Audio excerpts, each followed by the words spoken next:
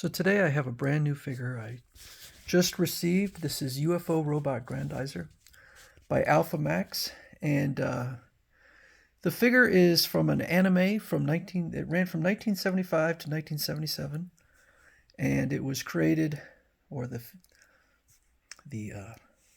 character was created by Gonagai, who created a ton of them back then. It was intended as the third entry in the Mazinger series. Um, I've never seen it. I don't think it's ever been released in the West, as far as I can tell. I've seen the first and second season, the Mazinger Z and Great Mazinger, but never seen Grendizer. It's kind of one of the ones I really would like to see. So there is some, I guess, some carryover, including Koji Kabuto, who was the pilot of Great Mazinger. The pilot of Grendizer is Daisuke Uman.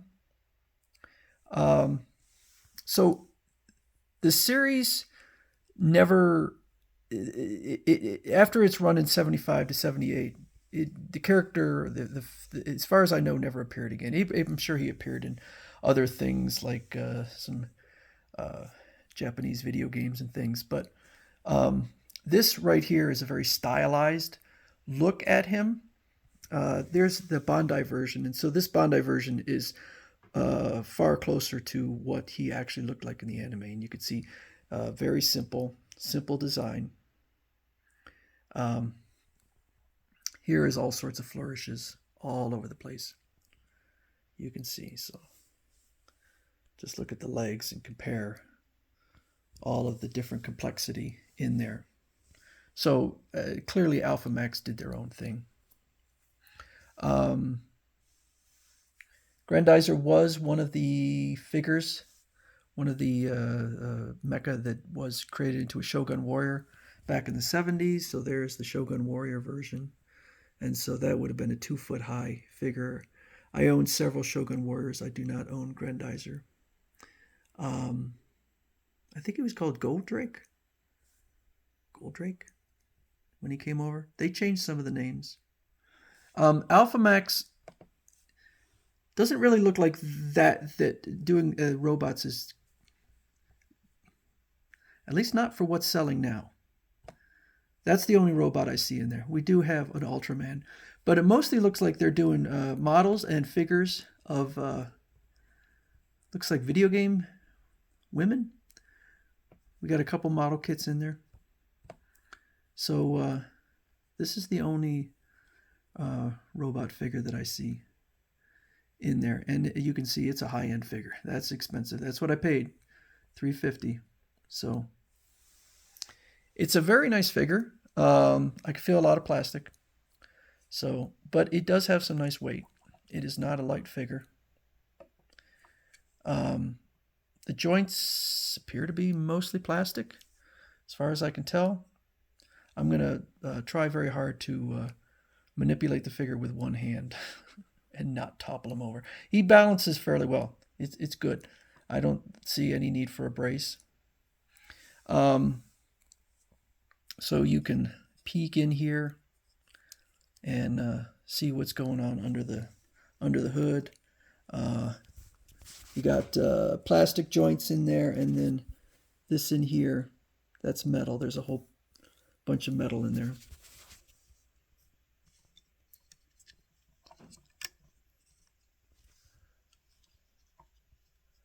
Look in here, and you can see that's plastic.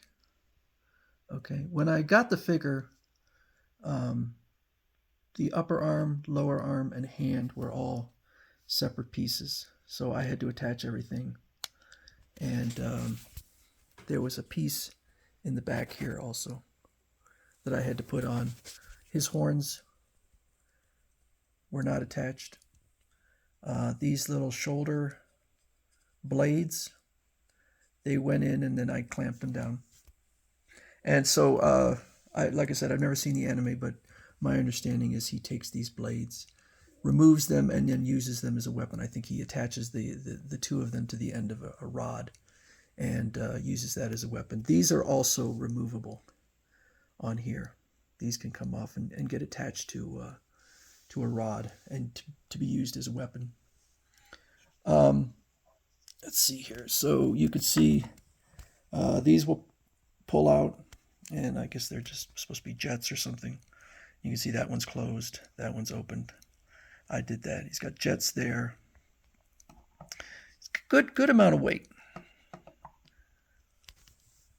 You know, and the fact that he stands, it's very rare that I do come across a high end figure that doesn't stand well. So I would have been surprised, but very disappointed. And if it didn't stand well, it probably would have been the first and last Alphamax figure I own.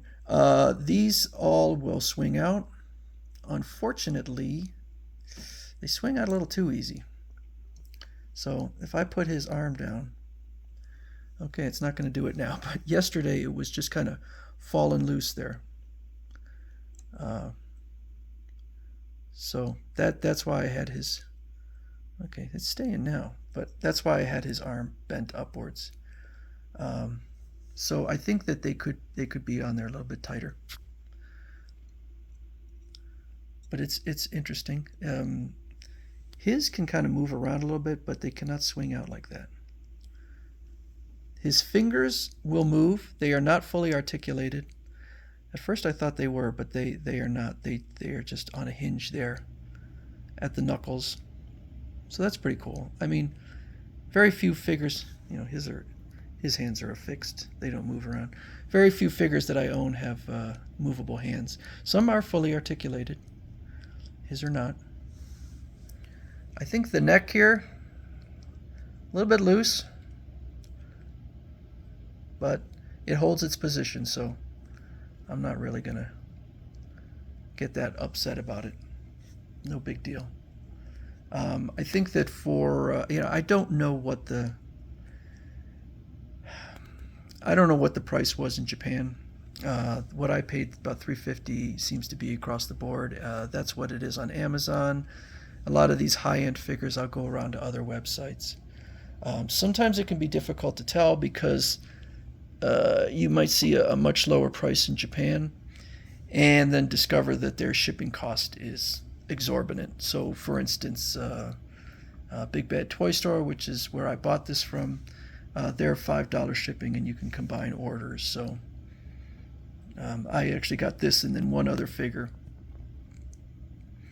for $5 shipping, and then sometimes when you're shipping from Japan, the shipping. So you might see a price on there from Japan and be like, oh my God, that's way less. And then once all the shipping, and I've had problems where it won't let me even find out what the shipping is until I complete the order, and it's just a pain in the butt. So I don't know if I've ever ordered anything directly from Japan other than through, say, eBay.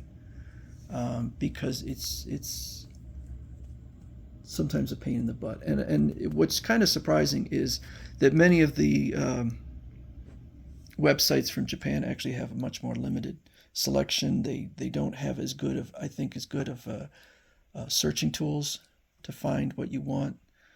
So I think they have a ways to go before they reach some of their counterparts in the United States.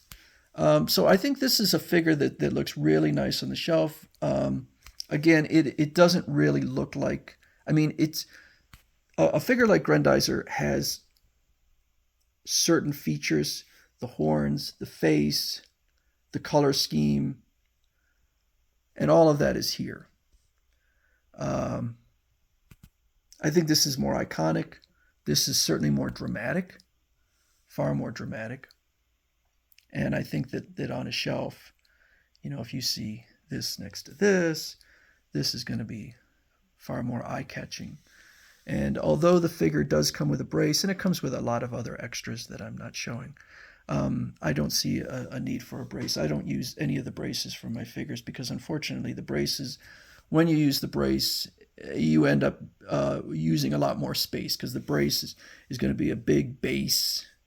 And so then it kind of limits your ability to put figures on the shelf, and I am running out of space. I really am running out of space. I am desperately trying to get rid of other things to make space on shelves, selling things, because these can take up a lot of room. I'm also starting to think that I need to be more selective in what I buy, because it is getting difficult with the amount of space that these can take up. So anyway, this is Grendizer from Alphamax. As far as I know, this is a brand new release. I don't think it is a re-release. So it's expensive, but not my favorite figure. But I think it is a very good figure. Do I think it's worth the price?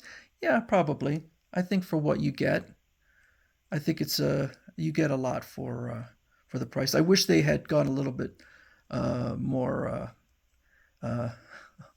gone with a smaller box. They certainly were not trying to conserve space, but it's just another gigantic box for my closet. So that's Grendizer.